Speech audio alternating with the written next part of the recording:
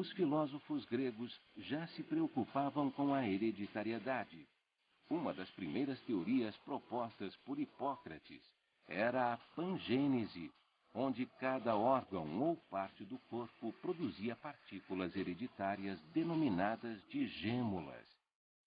Em 1865, o monge austríaco Gregor Mendel concluiu que as características eram determinadas por um par de fatores hereditários.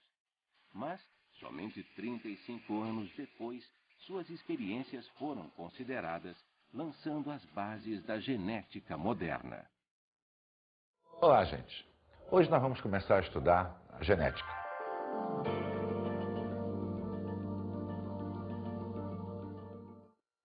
E todo mundo acha que genética é uma ciência muito moderna. Na realidade, a genética vem desde a época antiga, desde a Grécia Antiga com Hipócrates, porque naquela época já se preocupavam com a transmissão das características hereditárias. Hipócrates tinha o pensamento da pangênese, onde cada órgão, cada estrutura, eliminava um pedacinho, uma gêmula, que daria origem ao novo órgão. Isso durou basicamente até o século XIX, quando então o monge, denominado Gregor Mendel, definiu as bases da genética moderna. Lamentavelmente, essas bases só foram efetivamente aceitas já no século XX, quando pesquisas na Europa e nos Estados Unidos chegaram à mesma conclusão que Mendel. E como Mendel começou a estudar isso? Mendel era naturalista e matemático. E ele sabia que para estudar hereditariedade, ele precisava dispor de espécies que, ao longo do tempo, tivessem uma grande prole, pudesse reproduzir várias vezes ao ano. Isso por quê? Porque a lei da matemática, a lei da probabilidade, diz que quanto maior for o nosso campo amostral, menor será o índice de erro. Partindo dessa premissa, Mendel começou a escolher um vegetal muito mais prático para lidar do que um animal. E ele testou 34 espécies de ervilha, optando então por uma, a Psyllum sativum. Qual era a finalidade dessa escolha? Por que essa escolha? Porque essa ervilha apresentava 7 características definidas: a cor da semente, o aspecto da semente, a cor da casca da semente, o aspecto da vagem, a cor da vagem, a disposição das flores e a altura da planta. Com as 7 características bem definidas, Mendel poderia estudar uma a uma para verificar a transmissão das características hereditárias. Além disso, a ervilha tinha uma outra grande vantagem. Ela se reproduz várias vezes ao ano. O tempo de vida dela, o espaço de reprodução dela é curto, o que favorece isso. Além disso, ela permite que haja as características bem definidas. Por isso, a opção pela ervilha. Mas qual seria o pensamento de Mendel para conseguir iniciar o seu estudo? Ele sabia que para ter certeza dos resultados, ele tinha que ter indivíduos puros. Ele tinha que ter certeza de que um determinado indivíduo, de que uma determinada ervilha, só produziria uma determinada característica. Partindo disso, Mendel começou a estudar característica por característica, tomando cuidado de determinar a pureza dela.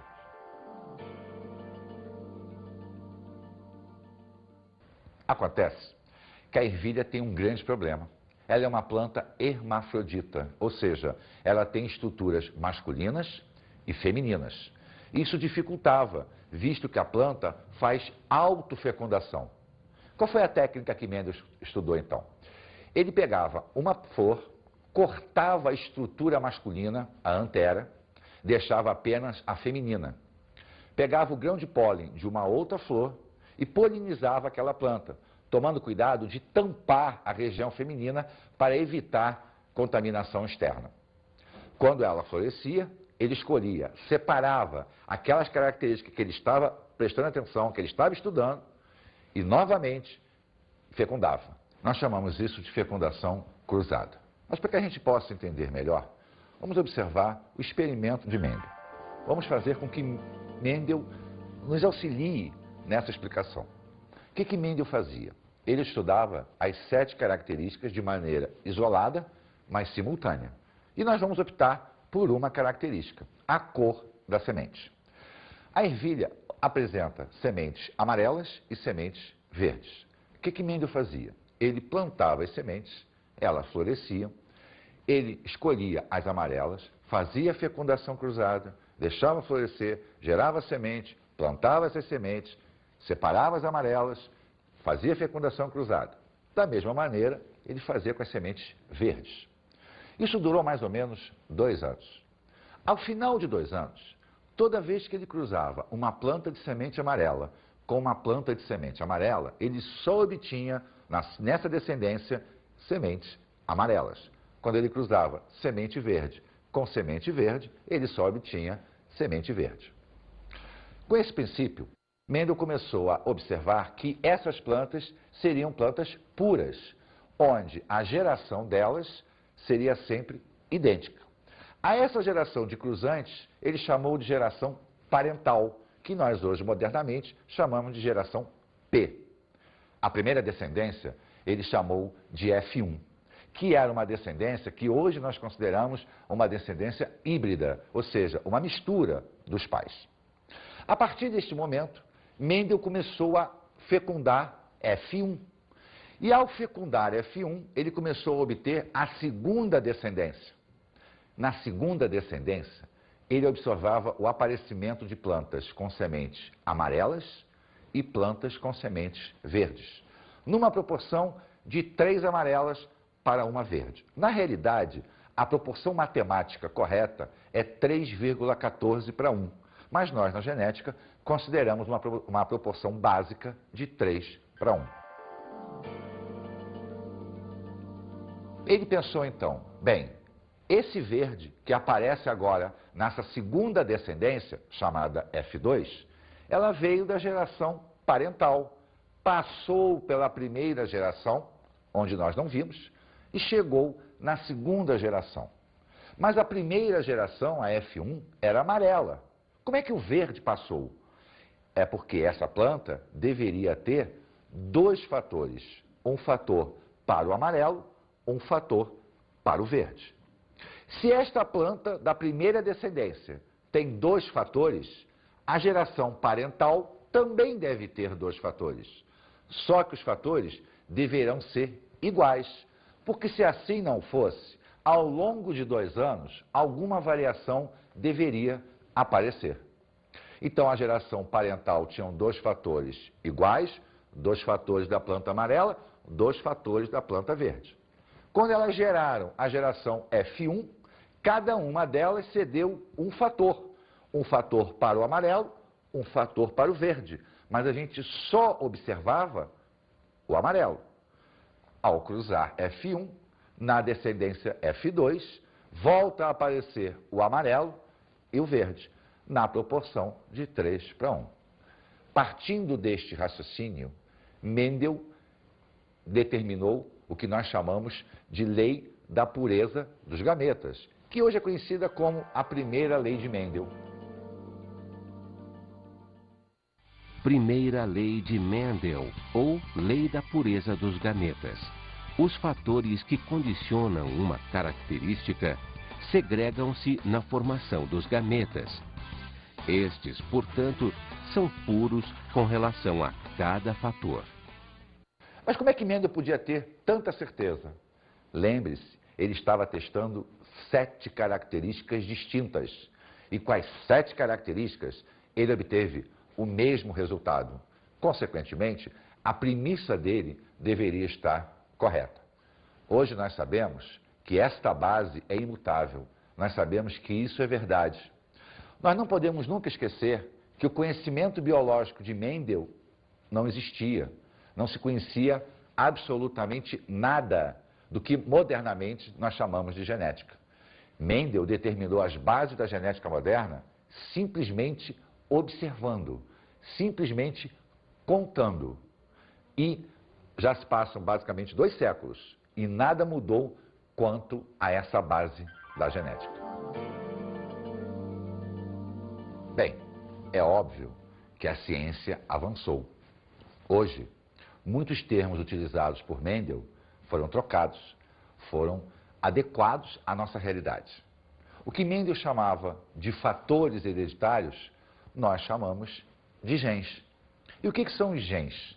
Os genes são frações do DNA capazes de gerar uma informação. Lembra? Amarelo, verde. Acontece que esses genes, Mendel provou isso, estavam sempre aos pares. Lembra que eu tinha os pares das plantas puras, da F1, da F2. Esses pares de genes ocupam a mesma posição no que nós chamamos de cromossomos homólogos. E o que são os cromossomos? São sequências de DNA. Então, durante a sequência de DNA, nós temos trechos que são os genes, ocupando a mesma posição. E esta posição nós chamamos de locus. Logo, esses genes ganham o nome de genes alelos. Então, os genes alelos, por definição, é o par de genes que ocupa a mesma posição no par de cromossomos homólogos. Esses genes é que são capazes de gerar uma determinada informação. Durante a experiência de Mendel, nós vimos que a geração parental era formada por amarelo e verde, em F1 apareceu amarelo, e em F2 voltou a aparecer amarelo e verde. Significava dizer que em F1 o amarelo predominava sobre o verde. Mendel, então, chamou a cor predominante de dominante e a cor que era dominada de recessiva. Então, para Mendel, o amarelo era dominante, o verde era recessivo. Mas lembra que Mendel chegou à conclusão que a geração parental, os genes eram iguais, e na geração F1 eles já não eram mais iguais. O par apresentava dois tipos de genes. O gene que veio do amarelo, o gene que veio do verde. Quando os genes são iguais no paralelo, nós chamamos eles de genes homozigotos, zigoto igual. Quando os genes são diferentes, nós chamamos de heterozigoto, zigoto diferente. Então, na realidade, as condições dominantes e recessivas, elas se apresentam de forma igual ou de forma diferente. Essa terminologia toda, ela tem um significado, facilitar o estudo e o entendimento da genética moderna. Acontece que hoje nós sabemos que dominar e ser dominado é um conceito errôneo. Na realidade, o que existe mesmo é a capacidade do gene em transmitir a sua informação ou a incapacidade dessa transmissão. Quando ele é capaz de transmitir a informação, ele é o que nós chamamos de gene dominante. Quando ele não é capaz de transmitir a informação, é o que nós chamamos de gene recessivo. Só que esse conjunto de genes que determinou a cor da ervilha, o aspecto, a altura da planta e etc., é chamado de genótipo. Então, o genótipo é o conjunto de genes existentes nos nossos cromossomos, existentes na molécula de DNA. Só que esses genes geram uma informação. É o amarelo, é o verde, é o que nós vemos e que nós chamamos de fenótipo. O fenótipo, então, é a manifestação morfológica, bioquímica, fisiológica, que é nada mais, nada menos a demonstração da atividade genética. Então, novos conceitos foram introduzidos. Genes dominantes, genes recessivos, homozigose, heterozigose, genes alelos, genótipo, fenótipo. Toda essa terminologia da genética moderna não desmereceu e nem vai desmerecer o raciocínio mendeliano, o pensamento de Mendel. Bem, mas o pensamento de Mendel nos reflete a uma outra estrutura. Como era possível uma planta passar apenas um fator da característica? Como Mendel pensou nisso? Pensou, mas não conseguiu provar. A prova só veio muitos anos depois, com o advento da descoberta da divisão celular. A meiose é que é o processo responsável por esse processo de formação, digamos assim, dos genes durante a fase de gameta. Essa segregação, essa separação dos genes para a formação de gametas se dá através da meiose. Vamos dar uma recordada na sequência mendeliana e passarmos então para o raciocínio da meiose. Nós só não podemos esquecer que a nomenclatura utilizada por Mendel ainda é válida até hoje. Quando nós queremos expressar o gene dominante, utiliza-se uma letra maiúscula. Quando se quer expressar um gene recessivo, utiliza-se uma letra minúscula. Lembrando sempre que, por convenção, a letra utilizada será sempre da característica recessiva. Bem, vamos observar a experiência de Mendel. Vamos olhar a demonstração da experiência de Mendel. Então vamos lá. Nós temos então a geração parental, onde eu tenho plantas amarelas e verdes. Ao cruzar a geração parental, eu vou obter a geração F1. A geração F1, então, resulta do cruzamento da geração parental amarela e verde, F1, e o autocruzamento da F1, obtendo-se, então, F2. Vamos observar. Eu tenho aqui, ó, 2 genes dominantes, 2 genes recessivos, cada indivíduo cedeu um gene para o seu descendente, como eles são da mesma geração, apresentam a mesma formação genética, e eles continuam cedendo, cada um deles, um gene. Observe, gene dominante, planta amarela. Gene dominante, gene recessivo, planta amarela. Gene dominante, gene recessivo, planta amarela. Gene recessivo, planta verde. Então, a proporção de aparecimento em F2 de indivíduos amarelos e verdes é de 3:1. Como Mendel estudou uma característica, nós dizemos que o estudo foi do monohibridismo, uma característica. E o monohibridismo se caracteriza por apresentar em F2 a proporção de 3:1. Mas veja bem, como essa planta cedeu apenas um, como essa planta cedeu apenas um. Isso a meiose explica para a gente. Só que existe uma maneira prática de nós fazermos este cruzamento, que é através do chamado quadro de Punnett. O quadro de Punnett, então, é um joguinho da velha, onde na coluna horizontal nós temos os gametas de um indivíduo, na coluna vertical os gametas do outro indivíduo. E a interseção dessas linhas vai nos dar o resultado do cruzamento. Então é uma maneira prática de se verificar a descendência em F2. Gametas em cima, gametas embaixo, cruzando, você tem o resultado. Vamos estudar agora as bases da segregação de gametas, ou seja, como eles se formam para que a experiência de Mendel desse certo. Vamos acompanhar. A primeira divisão meiótica, lembra que meiose tem 2 partes, a primeira e a segunda. Então vamos acompanhar a primeira divisão. Eu tenho lá um par de cromossomos homólogos de uma célula somática, mostrando lá, ó, os genes alelos, ocupando a mesma posição no par homólogo. Esta célula vai duplicar os seus cromossomos, para que a meiose possa ter início.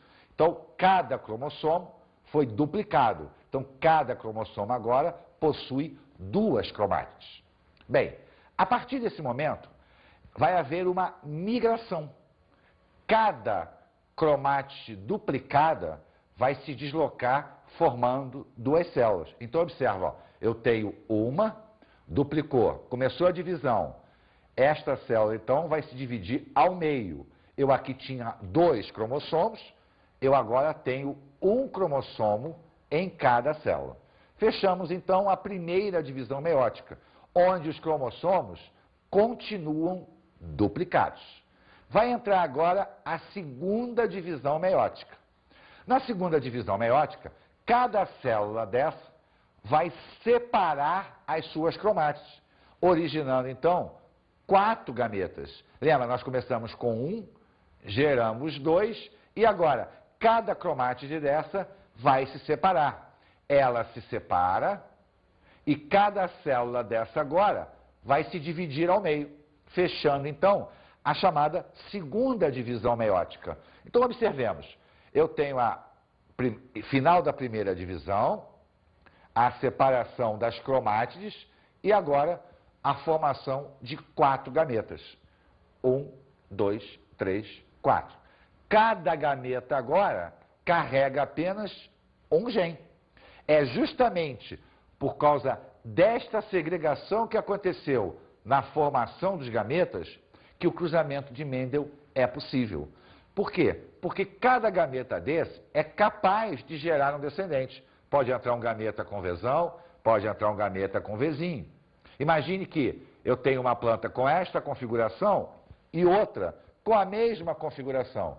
Se entrar o Vzão com o Vzinho, eu tenho uma planta amarela. Se entrar o Vzinho de uma planta com o Vzinho da outra planta, eu tenho uma planta verde. Então, a lei de Mendel é válida porque o processo meiótico acaba gerando gametas isolados, ou seja, cada gameta carrega apenas um gene para cada característica. Após o estudo de uma característica, Mendel começou a estudar duas características simultâneas, o que nós chamamos de dihibridismo. Então, uma característica monohibridismo, duas características dihibridismo. E vamos seguir o mesmo raciocínio. Vamos pegar a característica cor e vamos pegar a característica aspecto. A ervilha apresenta dois padrões de coloração, amarelo e verde, como nós já vimos. E apresenta dois aspectos da semente. Ela pode ser lisa, ela pode ser rugosa. Então, Mendel começou a observar o que acontecia quando a planta era amarela e lisa e era cruzada com uma planta verde rugosa. Lembre-se que a geração P é uma geração pura. Vamos observar.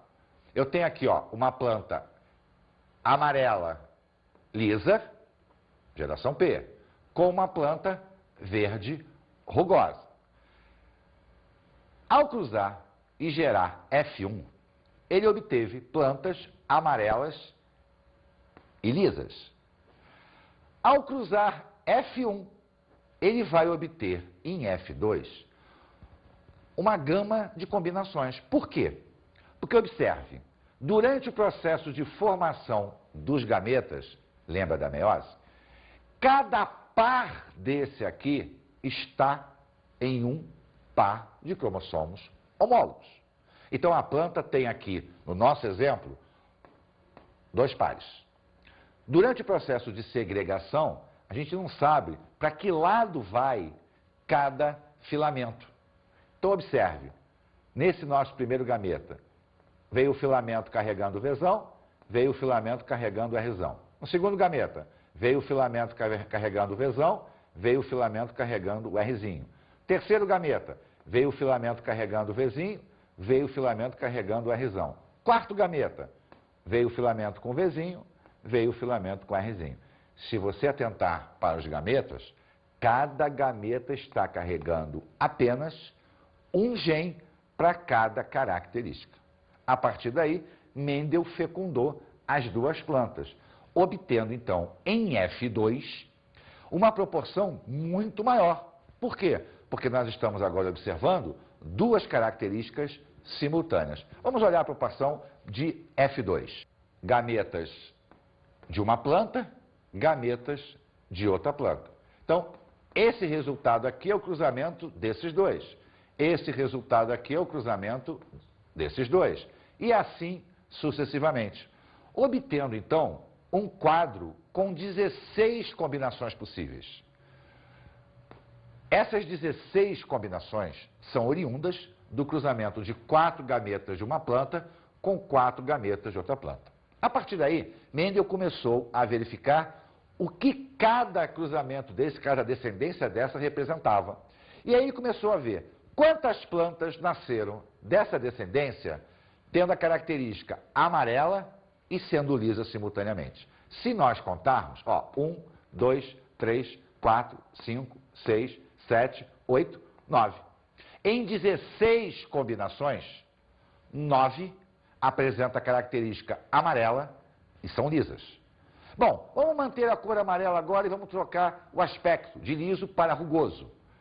Então, em 16 combinações, 3 apresentam a cor amarela e o aspecto rugoso. Agora, vamos trocar a cor verde e o aspecto liso. Em 16 combinações, 3 apresentam a cor verde com aspecto liso.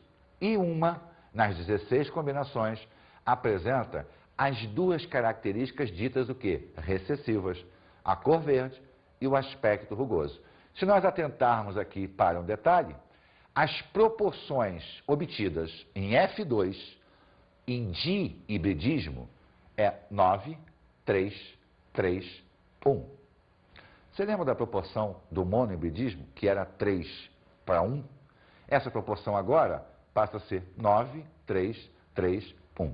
Acontece o seguinte, Mendel já tinha dito, na primeira lei, que os gametas segregavam independentes. A partir dessa experiência, Mendel elaborou a sua segunda lei, que seria a lei da segregação independente. Segunda lei de Mendel, ou lei da segregação independente. Os fatores para duas ou mais características segregam-se no híbrido, sendo distribuído de maneira independente para os gametas. Como as características não dependem, vamos estudá-las de maneira isolada. Vamos olhar então a primeira característica, a cor. Está lembrado? Verde e amarelo. Então vamos lá. Eu tenho a planta amarela com a planta verde, puras, geração P, cruzando e obtendo em F1 plantas amarelas, sendo elas heterozigotas, como nós chamamos modernamente, ou híbrida, como o Mendel chamava. Vamos cruzar agora F1. Autofecundando F1, amarelo vezes amarelo, vamos obter em F2 a seguinte proporção. Ó, amarelo, amarelo, amarelo, 3 amarelas, o que significa 3 amarelas em 4 possibilidades, ou 75%, e uma verde. Uma em 4 possibilidades, ou 25%. Então a proporção de amarelo e verde está em 3/4 para amarelo, 1/4 para verde. Vamos olhar agora o aspecto, a segunda característica. Vamos calcular a segunda. Olha lá.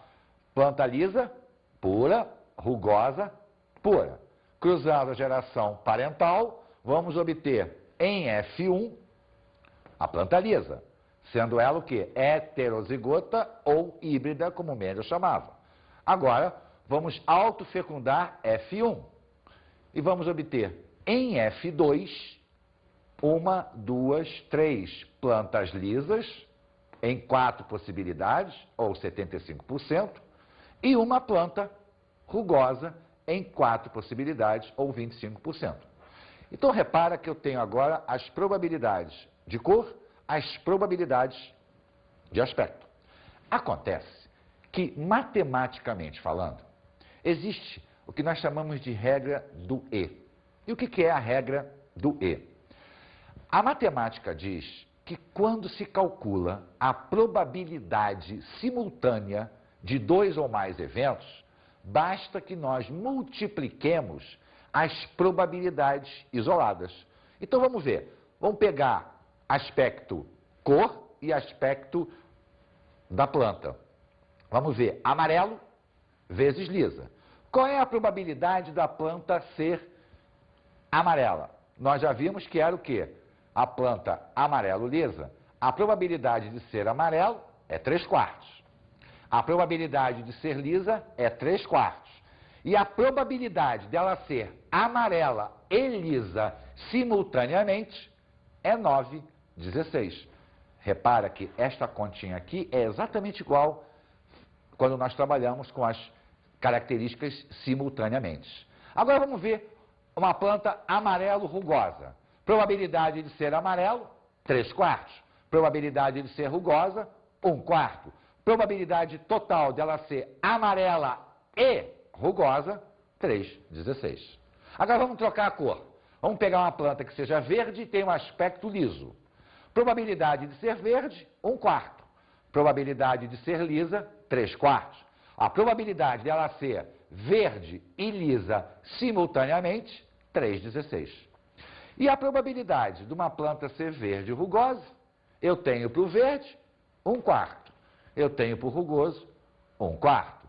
A planta verde e rugosa teria uma probabilidade de 1/16. Então, observa que trabalhar com as características simultaneamente ou trabalhar com elas de maneira isolada, o nosso resultado vai ser o mesmo. Isto por quê? Porque a lei da segregação independente é válida. A segunda lei de Mendel é válida. Se ela não fosse, eu jamais poderia desvincular uma característica da outra.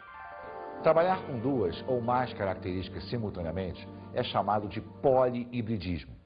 E no polihibridismo, o raciocínio continua sendo o mesmo. Vamos observar a formação dos gametas. Olha só, eu tenho aqui um indivíduo que tem o par Azão Azinho, Bzão Bzinho, Czão Czinho. Bom, primeiro gameta, vamos manter o Azão e vamos combinar ele com o C. Então observemos, eu tenho o Azão, joguei o Azinho para cá, né? Separei o par. Agora, pegando B, eu tenho, ó, o Azão com o Bzão, o Azão com o Bzinho. O Azinho com o Bzão, o Azinho com o Bzinho. Colocando o C agora, repara, o Azão com o Bzão Czão, o Azão com o Bzão Czinho. O Azão com o Bzinho Czão, o Azão com o Bzinho Czinho. A mesma coisa com o Azinho. A sequência vai ser a mesma. Consequentemente, quando eu chego no final, eu tenho, ó, 1, 2, 3, 4, 5, 6, 7, 8 gametas. Então, à medida que eu aumento a quantidade de pares, automaticamente eu vou aumentar a formação de gametas e, consequentemente, eu vou aumentar o meu resultado final. Então, vamos recordar, no monohibridismo, eu tinha uma proporção de 3 para 1. No dihibridismo, nós vimos uma proporção de 9, 3, 3, 1. O que é o 9, 3, 3, 1? É a probabilidade de um vezes a probabilidade do outro. Agora, no trihibridismo, 3 características. Ó, a probabilidade do di vezes a probabilidade do mono. Então, eu tenho, ó, 27, 9, 9, 9, 3, 3, 3, 1. E se assim for aumentando, nós vamos sempre multiplicar pela probabilidade de uma característica monohíbrida. Dessa maneira, as bases de Mendel estão corretas. Acontece que existem detalhezinhos que não foram previstos por Mendel. Esse negócio de dominância, recessividade, de vez em quando falha na natureza. E existem 2 exemplos clássicos, a chamada dominância incompleta e a chamada codominância. Vamos olhar a dominância incompleta. Existe uma planta, se chama boca de leão, que não obedece àquela relação dominância e recessividade. Isso porque essa flor apresenta 2 cores básicas. Ela pode ser vermelha, como ela pode ser branca. Na geração parental, então, eu tenho planta vermelha, planta branca. Quando eu cruzo a geração parental e vou obter F1, eu vou formar, ó, o gameta carregando o gen para o vermelho, o gameta carregando o gen para o branco. Na dominância completa, ou o vermelho dominaria o branco, ou o branco dominaria o vermelho. Mas aí nós vamos ter em F1 o aparecimento de uma planta rosa. Ou seja, a interação entre esses 2 genes gera o aparecimento de uma terceira característica, que não é igual à geração parental. Quando eu cruzar F1, eu vou obter em F2 plantas rosas, heterozigotas, ó, carregando um gen para o vermelho, um gen para o branco, um gen para o vermelho, um gen para o branco, que interagiram gerando rosa. Nessa geração F1 aqui, ao gerar a geração F2, vamos observar, eu vou ter plantas vermelhas, eu vou ter plantas rosas e vou ter plantas brancas. Observe que a proporção não é mais 3 para 1, é 1 para 2 para 1. Por quê? Porque o aparecimento das plantas rosas quebrou o quadro da dominância. Essa situação é chamada de dominância incompleta. Mas, às vezes, a geração F1 e até a F2 carrega as características dos parentais. É o que nós chamamos de codominância. O indivíduo, a descendência, carrega as 2 características dos parentais. O melhor exemplo é o sistema ABO, que é o sistema dos grupamentos sanguíneos. Existem 3 genes, o gen IA, o gen IB e o gen Izinho. Para que uma pessoa tenha sangue do tipo A, ela tem que carregar o gen IA em homozigose, IA-IA, ou o IA-Izinho em heterozigose. Para que a pessoa tenha o sangue do tipo B, ela tem que carregar o gene IB ou IBzinho.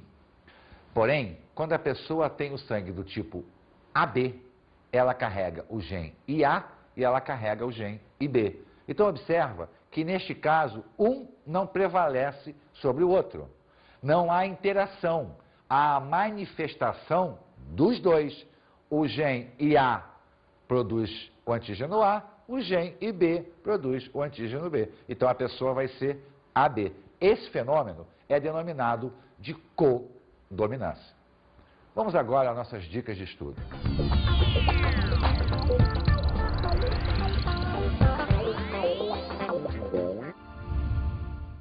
Eu daria como dica para vocês o estudo da primeira e da segunda lei de Mendel, basicamente. A pessoa que sabe primeira e segunda lei de Mendel, basicamente entende todo o mecanismo genético. Mesmo aqueles processos não previstos por Mendel, mas é essencial saber bem a base da genética. Então estude bastante a primeira e a segunda lei de Mendel.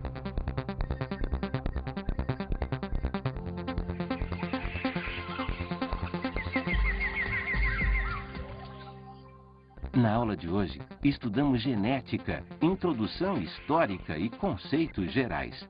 Hoje nós estudamos a primeira lei de Mendel, a segunda lei de Mendel, a codominância e a dominância completa.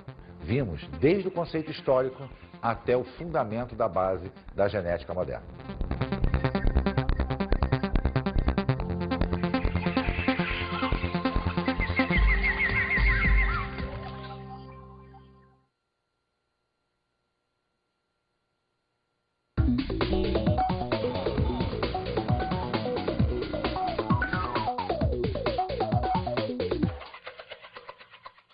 Eu considero que para que um aluno possa entender genética, a primeira e a segunda lei de Mendel tem que estar bem sedimentada. Se nós pararmos para pensar todo o estudo da genética, nós sempre nos reportamos às condições mendelianas. Então, quando dou genética para os alunos, eu reforço muito isso. Eles sabendo bem isso, com certeza, o estudo da genética se tornará muito mais fácil.